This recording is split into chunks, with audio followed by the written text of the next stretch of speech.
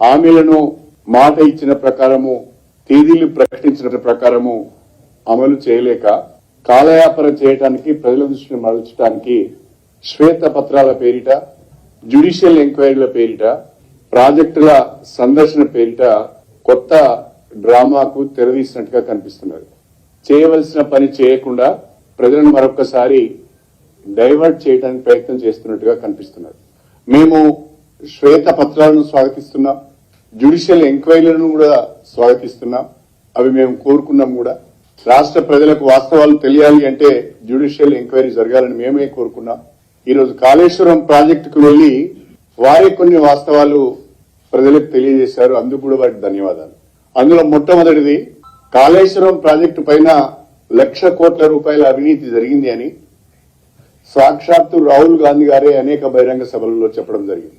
ప్రస్తుత ముఖ్యమంత్రి గారు కూడా 1,00,000 కోట్ల అవినీతి జరిగిందని చెప్పడం జరిగింది. కాంగ్రెస్ పార్టీ నాయకులు కూడా అనేక మంది 1,00,000 కోట్ల అవినీతి కాళేశ్వరంలో జరిగింది అని చెప్పారు.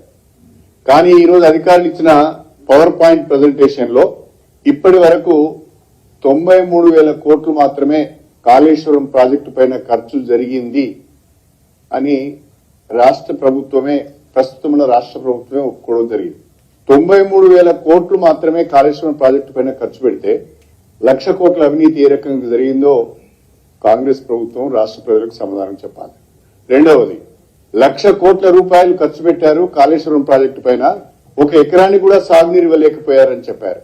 కానీ ఈ రోజు అధికారులు ఇచ్చిన పవర్ పాయింట్ ప్రజెంటేషన్ లో కాళేశ్వరం ప్రాజెక్టు ద్వారా నేరుగా 98,000 కొత్త ఆయకట్టుకు నీరిచ్చామని చెప్పి వాళ్ళే ఒప్పుకున్నారు.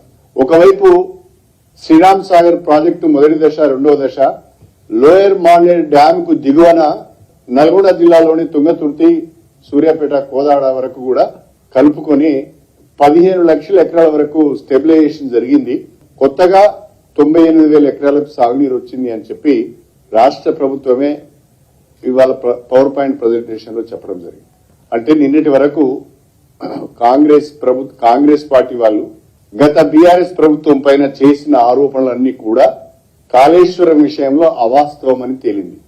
1 ఎకరానికి సాగునీరు అందలేదని, 1,00,000 కోట్ల అవినీతి జరిగింది అని ఎన్నికల సమయంలో ఏదైతే ప్రజల్లోకి బలంగా తీసుకువెళ్లే ప్రయత్నం చేసి సఫలీకృతమయ్యారో అది అవాస్తవం అనేది ఈ రోజు వారి మాటల్లోనే, వారి పవర్ పాయింట్ ప్రజెంటేషన్ లోనే చాలా స్పష్టంగా తెలియవచ్చింది. ఇవాళ భారీ నీటిపారుదల శాఖ మంత్రి గారు ఒక మాట చెప్పారు. తుమ్మిడిహట్టి దగ్గరనే తిరిగి మేము ప్రాజెక్టును ప్రారంభిస్తాం. తుమ్మిడిహట్టి ప్రాజెక్టు అనేది గ్రావిటీ ద్వారా సాగునీరు అందిస్తుందని మరొక తప్పుడు మాట మాట్లాడారు.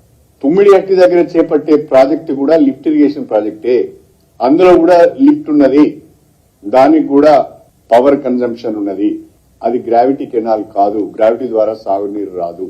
తుమ్మిడిహట్టి దగ్గర స్వర్గీయ రాజశేఖర రెడ్డి గారు 16 డిసెంబర్ 2008లో శంకుస్థాపన చేశారు. అంతకుముందే 2015 నుంచే దానిపైన వ్యాప్కాస్ట్ ద్వారా సర్వే చేపించారు, ఎస్టిమేట్స్ చేశారు, కేంద్ర జలవనరుల సంఘానికి ప్రతిపాదన కూడా పంపించారు.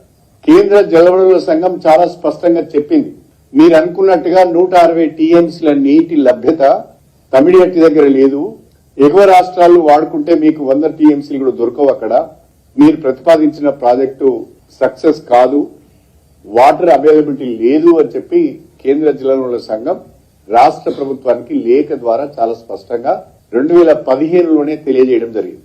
అంతేకాకుండా మహారాష్ట్ర ప్రభుత్వం అప్పుడున్న ముఖ్యమంత్రి చాలా స్పష్టంగా మన రాష్ట్ర ముఖ్యమంత్రి కిరణ్ కుమార్ రెడ్డి గారికి లెటర్ రాస్తూ, మీరు తొందరపడి తమిళహట్టి దగ్గర 152 మీటర్ల ఎత్తుతోని ప్రాజెక్ట్ నిర్మాణం చేస్తున్నారు, దానికి మేము ఒప్పుకోవడం లేదు. 148 మీటర్లకే మీరు పరిమితమై ప్రాజెక్ట్ కట్టుకోవాలి, లేకుంటే మా మహారాష్ట్రలో సబ్మెర్జెన్స్ వస్తున్నది, మా ప్రజలు ఒప్పుకోవడం లేదు, దీనికి మేము సమ్మతించము. మీరు యూనిలేటరల్ గా అంటే మా అంగీకారం లేకుండానే గనక మీరు నిర్మాణం చేస్తే జరగబోయే పరిణామాలకు మీరే బాధ్యత వహించవలసి వస్తుంది, మీరు పెట్టే ఖర్చంతా కూడా నీళ్ల పాలైందని చెప్పి ఆయన చాలా స్పష్టంగా ఒక లెటర్, ఇది 5 అక్టోబర్ 2013న మహారాష్ట్ర ముఖ్యమంత్రి గారు మన రాష్ట్ర ముఖ్యమంత్రి కిరణ్ కుమార్ రెడ్డి గారికి ఒక లేఖ రాశారు. అదేవిధంగా సెంట్రల్ వాటర్ కమిషన్ ఇదైతే సెంట్రల్ వాటర్ కమిషన్ కూడా మనకు ఒక లెటర్ రాసింది, సిడబ్ల్యూసి డేటెడ్ అగైన్, ఇది కూడా 2008లోనే. వీళ్ళు కూడా చాలా స్పష్టంగా చెప్పారు, వాటర్ అవైలబిలిటీ లేదు, మీరు స్టోరేజ్ రిజర్వాయర్ కూడా పెంచుకోవాల్సిన అవసరం ఉన్నది, మరి ఆ రకంగా మీ ప్రతిపాదన లేదు, ఇది మేము వాటర్ అవైలబిలిటీ లేనప్పుడు దీన్ని అంగీకరించే అవకాశం లేదు అని చెప్పి వాళ్ళు కూడా చాలా స్పష్టంగా సిడబ్ల్యూసి కూడా చెప్పింది. అంటే కేంద్ర జలవనరుల సంఘం తమిళహట్టి దగ్గర మీరు అనుకున్నట్టుగా 160 టీఎంసీల వాటర్ అవైలబిలిటీ ఉండడం లేదు, కాబట్టి అక్కడ ప్రాజెక్టు కట్టుకోవడం వల్ల లాభం లేదు అని చాలా స్పష్టంగా చెప్పారు. మహారాష్ట్ర ప్రభుత్వం 152 మీటర్ల ఎత్తుతో మీరు ప్రాజెక్టు కనుక కట్టినట్లయితే దానికి మేము సమ్మతించడం లేదు, దానికి పూర్తి బాధ్యత మీరే వహించాలని చెప్పి మనకు లేఖ రాసింది. అయినా కూడా డిసెంబర్ 16, 2008లో అప్పటి ముఖ్యమంత్రి రాజశేఖర రెడ్డి గారు దీనికి ఫౌండేషన్ వేశారు.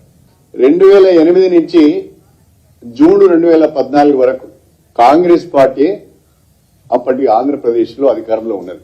నేను అడుగుతున్నా, ప్రస్తుతం ఉన్న కాంగ్రెస్ పార్టీ నాయకులు ఆనాడు కూడా ఉన్నారు మంత్రులుగా, ఈనాడు మంత్రులుగా ఉన్న వాళ్ళు కొంతమంది ఆనాడు కూడా మంత్రులుగా ఉన్నారు. 2008 నుంచి 2014 వరకు కేంద్రంలో కాంగ్రెస్ పార్టీ అధికారంలో ఉన్నది, మహారాష్ట్రలో కాంగ్రెస్ పార్టీ అధికారంలో ఉన్నది, ఉమ్మడి ఆంధ్రప్రదేశ్ లో కూడా కాంగ్రెస్ పార్టీ అధికారంలో ఉన్నది.